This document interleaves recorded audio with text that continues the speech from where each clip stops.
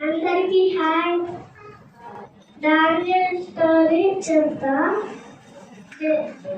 Daniel దేవుడికి రోజు 3 times ప్రార్థన చేస్తాడు.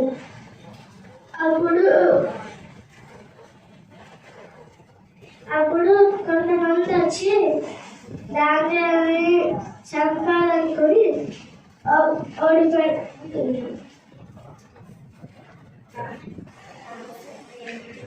కుట్ర పన్నుతారు. అందరూ దేవుడి కాకుండా ఎవరికి చేయకుండా రాజుకి ఒక్కరికే చెయ్యాలి. ఎవరైనా దేవుడికి వేరేవాళ్ళకి చేస్తే మన సింహంలో వేస్తాం అంటారు. డానియేలు అయినా 3 times ప్రార్థన చేస్తానే అంటారు.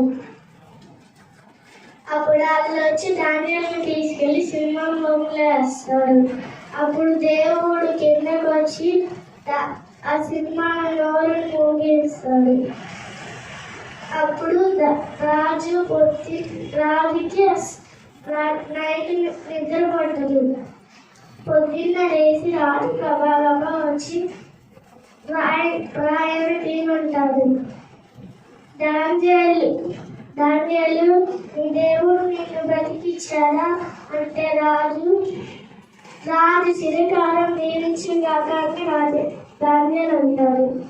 అప్పుడు డానియేలుని బయట లాగి ఎవరైతే కొట్టుకున్నారో వారిని సింహం బొర్రలో వేస్తారు.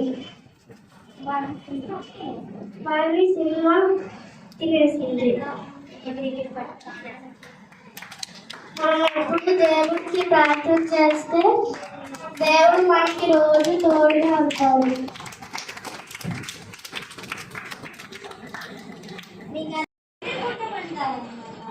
డానియేలు గారు మనం ఏమన్నా చేయాలి, రాజుగా ఆ మంది 10 మంది తొలగించాలి, ఆయన ఏమన్నా చేయాలనుకుని చెప్పి రాజుకి ఏం చేస్తారంటే లేనిపోయి మాటలన్నీ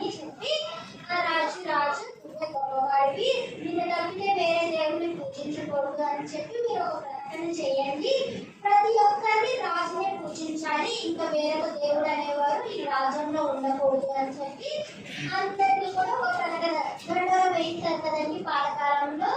అలా దండోర వేస్తారు అనమాట.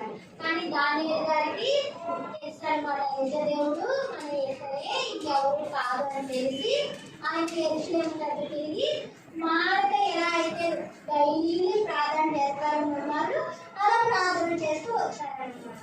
అయితే ఎప్పుడు ఎలా అవకాశం దొరికిద్దా ఈ దానియేలు గారు మనం ఏదో ఒకటి చేద్దాం అనే వాళ్ళకి ఇది ఒక సాగుగా దొరికి, అంటే ఇంకా ఆయన ఏ సాగు లేదనమాట.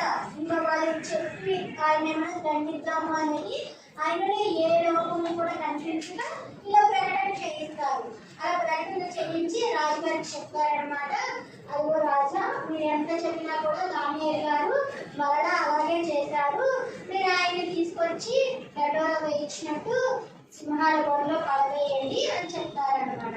అయితే దానియేలు గారు ఏం మాట్లాడా, నన్ను రక్షించి తప్పించిన దేవుడు యేసయ్య ఉన్నాడు కదా అని ఆయన మానక అలాగే ప్రార్థించారు కదా.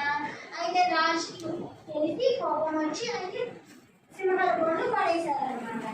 అయితే సింహాల బోన్లో పడేశారు కానీ రాజుకి ఏంటంటే దానియేలు గారు చాలా మంచోళ్ళు, అయ్యో సింహాలు తినేస్తాయా ఏంటి అని చెప్పి దేవుడు ఆయనకి రాత్రంతా కూడా కలవరం కలిగించాడు అనమాట, ఏం రాకూడదు అని. ఆయన తెల్లారి లేచి దానియేలు సజీవంగానే ఉన్నావా అని అడిగితే ఆ రాజుకి సమాధానం చెప్పాడనమాట. దానియేలు నేను సజీవంగానే ఉన్నానని చెప్పి దేవుని స్తుతించాడు అనమాట.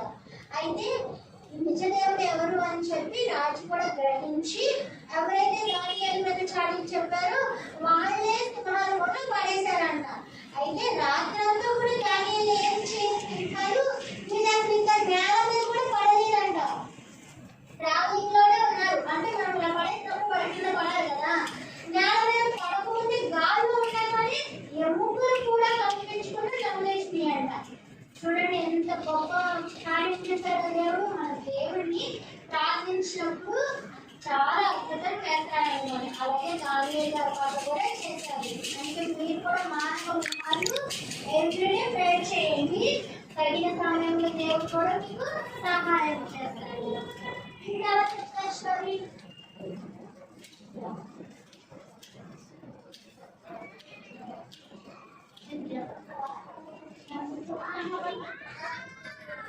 ఆ రాజు టైంలో షడ్రకు, మేషకు, అబేద్నగో అని ఒక ముగ్గురు ఉండేవారు. ఆ రాజు ఏమో అందరూ నన్నే పూజించాలి, ఎవరు దేవుని పూజించకూడదు అని, నేనే దేవుని అని ఒక రూల్ పెడతాడు. అప్పుడేమో షడ్రకు, మేషకు, అబేద్నగోలు ఆ రాజు పూజించదు.